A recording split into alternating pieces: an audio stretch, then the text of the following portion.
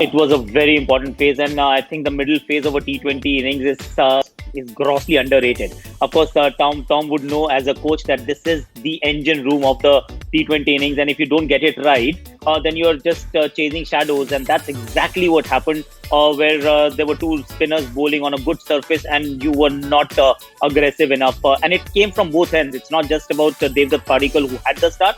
Virat Kohli also was just going at run a ball. He tried once, got dropped, and the innings just could not get going. And it does hurt you in the end because no matter who's to follow, that's AB de Villiers. But look at the opponent's bowling attack as well. And also the fact that if you don't go after their primary five bowlers, the sixth bowler does not come into the picture, and therefore Stoinis does not bowl.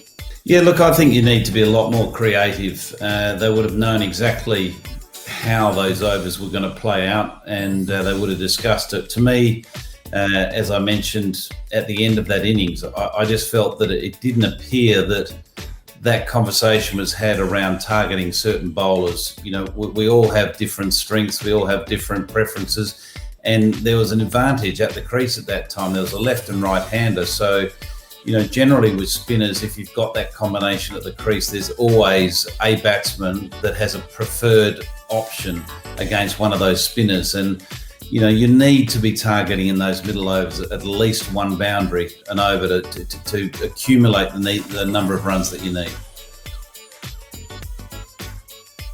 This whole Delhi lineup was built around the three fast bowlers, out of which NORTJE and RABADA have been exceptional throughout the tournament. Daniel Sams, of course, was playing his second game, and therefore he was not even trusted with the responsibility of bowling the 19th and the 20th over. He was expensive. He got targeted a little, but the other two, good luck to you if you're thinking that you are going to target them and take them for 20 run overs, 19th and 20th, and that's 40 runs in 2 overs. That does not happen every night. So when you're planning that way and you're not targeting the middle overs, you're not making the most of them, then you're putting yourself under tremendous pressure, and that's what happened in the end. Shivam Dube cameo, I thought, was fantastic for the cause, got them over the line, so to speak, and that may have actually allowed them to qualify in the end. Hindsight is perfect vision, but it's unlikely that you can go for 20, 23 overs or 20 each when you've got this kind of bowling attack.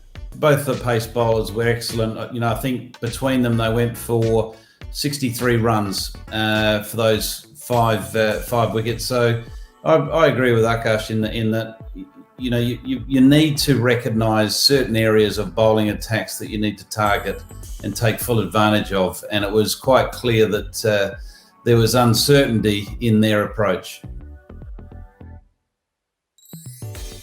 Yeah, look, Shikhar Dhawan's a quality player. He does it year in, year out. He's always in that right up at the top end of leading run scorers of the tournament. Yes, you know, he has a couple of outs, but so does everyone. But, you know, more significantly, when Shikhar Dhawan gets in, he generally goes big. He doesn't get those 20s and 30s. He either, you know, gets very few or he gets a lot. And, you know, that's a significant advantage for a top order player, because by getting a lot, you're actually influencing the game.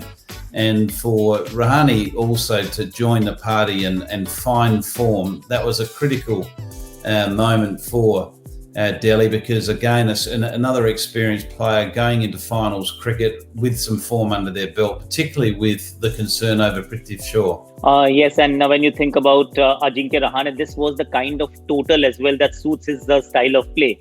So if they were chasing 180, 190, Ajinkya Rahane might have played a different brand of innings, something that doesn't come naturally to him. And that's what we've seen so far, because he replaced Prithvi Shaw. We saw him going hell for leather even before he was set. But that's not the Ajinkya Rahane we know. That's not the Ajinkya Rahane that scores runs. Even in T20 cricket, he needs time. And today, time was not a luxury. It was there for you to consume. And Shikhar Dhawan, as Tom says, he's too good a player to just continue failing. 2 centuries. They're not a fluke, of course. If you're scoring 2 T20 centuries in back-to-back games, you have that pedigree, you have that class. It's only about just getting a decent start once again, and it happened. I'm very happy that now it seems that this campaign was getting completely derailed, and it's come back to some amount of comfort with rather not Prithvi Shaw, actually, Shikhar Dhawan and Ajinkya Rahane getting runs. One thing they need to look at, and it'd be very interesting to see what decision they make, is on Prithvi Shaw. You know, do do they reconsider that position with Rahane now in form and move the chairs a little bit by bringing in Hetmeyer again and then releasing Sams to the bench? Ravichandran Ashwin, after finishing his quota of 4 overs, actually walked out, and he did not field after that. It is reported that he's got something with his hammy. So if that is the case, they might be forced to make a change. And if that's the kind of change that's in the offing, you might see Sandeep Lamichhane play, because you need 2 spinners and they don't have anybody left in the dugout. There was Amit Mishra, who's no longer there. So they may have to play Sandeep Lamichhane, play Harshal Patel, and let the batting lineup be the way it is. Don't change too much there, because the moment you bring in Hetmeyer, or they also have Chemo Paul, I think you'll have to again tinker with the batting lineup, just the batting order. So order is something that will be very interesting to see. I think Prithvi Shaw will be persisted with. Now that they have taken that call, I think he's playing as long as they play. Do you change the personnel, or is it possible to change the approach with the same personnel? That's the question that they need to answer. I still feel there is merit in thinking about getting Washington Sundar to go up top, let him open, and get Moeen Ali in the middle order in place of Joshua Philippe, so that there is some amount of batting after AB de Villiers, and that may just allow them to break free, because the conservative approach over a long period, I don't think that's the way to go. They might once again find themselves in a situation where their middle overs, there is Virat Kohli, there is AB to follow, and they just can't go hard because they're not sure who's to follow after AB de Villiers. They've got one concern, haven't they, with Morris and his fitness. So it'll be interesting to see what happens with his situation. But I wouldn't go with Washington Sundar at the top of the order.